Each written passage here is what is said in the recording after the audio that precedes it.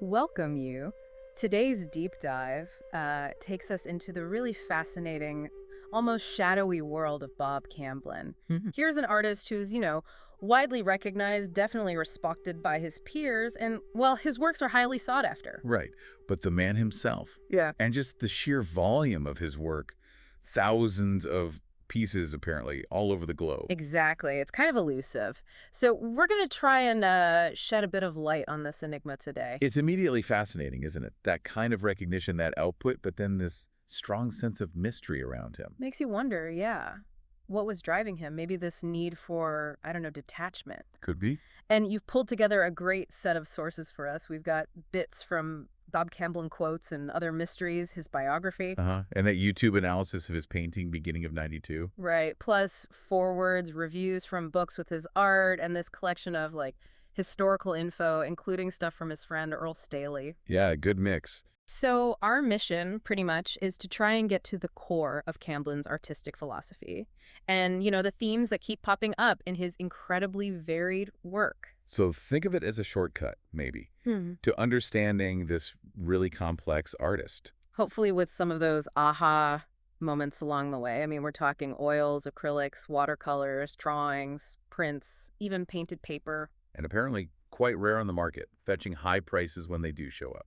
So where do we even start with unpacking all this? Well, a key thing, I think, especially from that review of The Art of Everything, is this constant sense of paradox Mm. and questioning in his art. Well, He doesn't seem interested in giving you neat answers. It's more like he wants you, the viewer, to dig deeper, ask the questions yourself. exactly. That review, it calls his drawings paradoxes made visible. Things like a trap that doesn't actually trap anything. Right, or a structure that stands there but doesn't move. It's static but present. And even his own quote, art is and it isn't. It constantly pushes against our need for simple definitions, doesn't it? Totally. So it's not about finding the answer, but maybe dwelling in that contradiction that is and isn't space. To maybe unlock something deeper about what art can even be. Precisely. And that's where those aha moments come in, I think.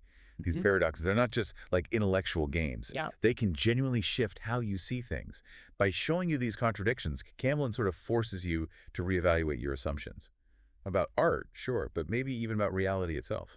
Okay, and another really strong current running through the sources is the influence of Zen and Eastern philosophy generally. Oh, definitely. The title Zen and the Art of Enlightenment pops up quite a bit. Yeah, it does. And this idea of the present moment being the real landscape of existence, that's a key point from the analysis of his beginning of '92 painting. Yes.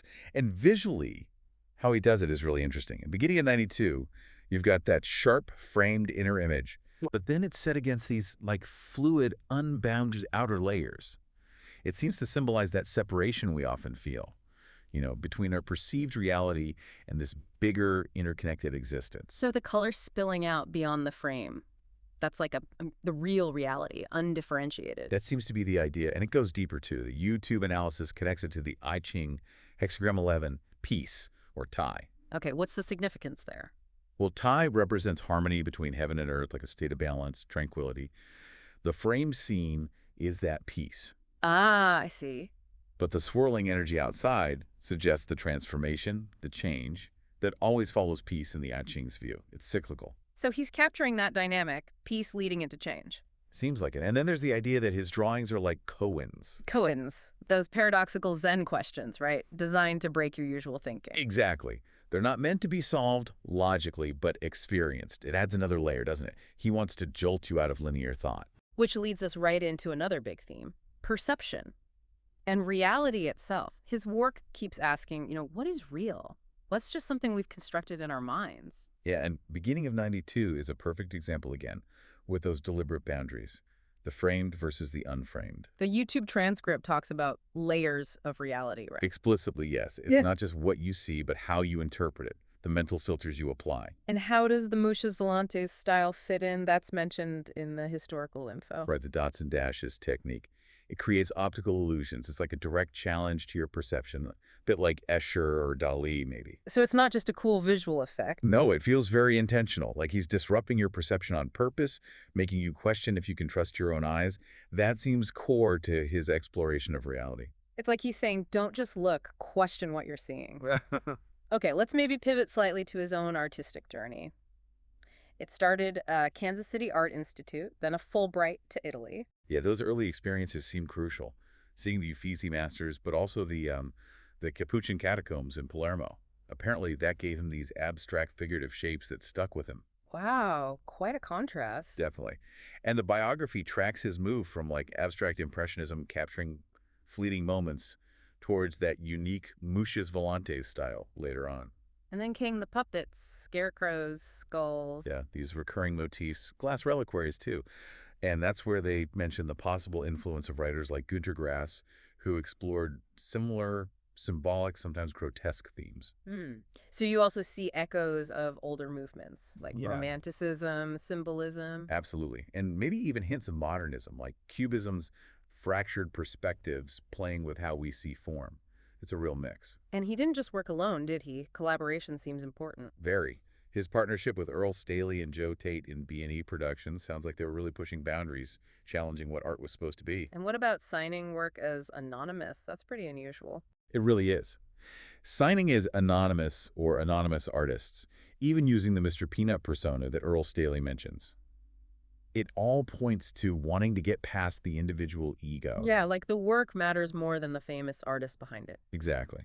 Which really makes you think about how much focus we usually put on the artist's personality. Okay, another thread. Hidden meanings. The idea that you have to actively engage with the work. Yes, the biography calls his art a puzzle that wants to be solved and talks about data problems in the drawings, little codes, narratives, but also like dead ends or traps mixed in. So he's deliberately making it complex, layering things. It seems so. There's that quote about needing to look past the obvious, focus on the actual draftsmanship underneath to find the hidden stuff. It's not passive viewing then. Not at all. You have to be an active participant, almost like a detective trying to decipher it. And his life was pretty unconventional too, wasn't it? He taught for a while. Yeah, various universities. But then in '76, a big shift.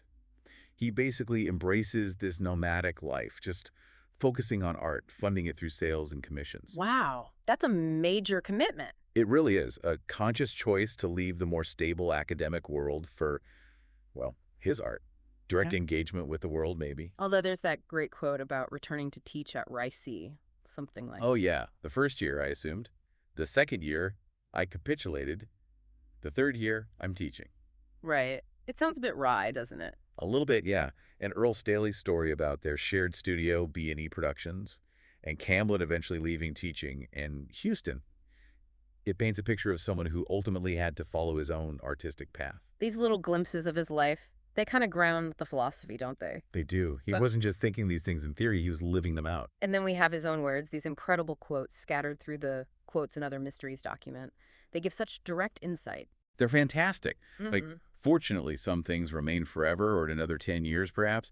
That hits hard, that reflection on how fleeting things are. Or the one connecting the atom, magic, philosophy, and art. It feels like he saw art as this bridge. Exactly. Look into the atom, you get what you need. Hmm. Look into magic, and you get what you need. Philosophy and art are in both. It shows that drive to find connections everywhere. Yeah. And his idea of aiming for the perfectly average view, to appreciate miracles in both science and magic. That's, Yeah. well, it's a unique take. It really is a kind of balanced perspective. And step off the train of thought. That comes up again and again, doesn't it?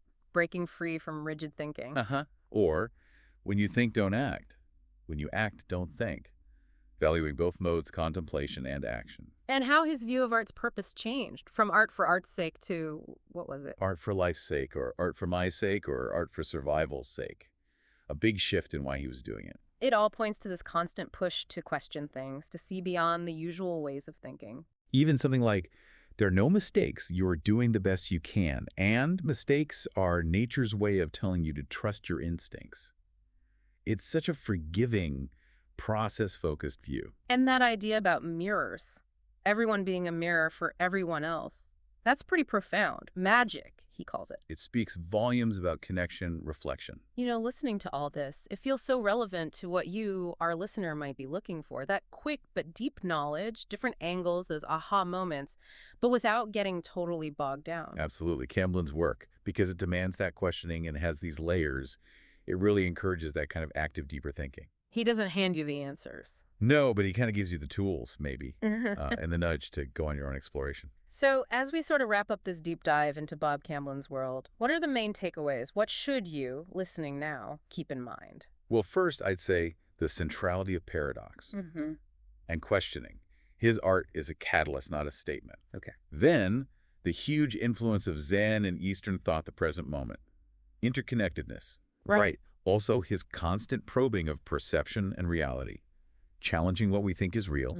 We touched on his artistic journey, his influences, and that collaborative spirit that move away from the lone genius idea. Yeah, the anonymous thing. And crucially, the hidden meanings, the idea that you have to participate to unlock his work. And finally, just his unique, insightful way of looking at art and life, which comes through so clearly in those quotes. Definitely. It really does feel like his art is this launch pad for thinking, for self-discovery maybe, which fits right in with wanting to get, truly informed. Exactly. He invites you to stop, to ask questions, and find your own meaning in it all. So here's a final thought for you to maybe chew on. Think about one frame or boundary you have right now in how you see the world, or maybe even yourself. How might Camblin's whole approach, the questioning, embracing ambiguity, let you see that frame differently? What new ideas, what aha moments might pop up if you, as he said, step off that train of thought just for a second? And definitely, if you can, look up his work. Online, museums, wherever.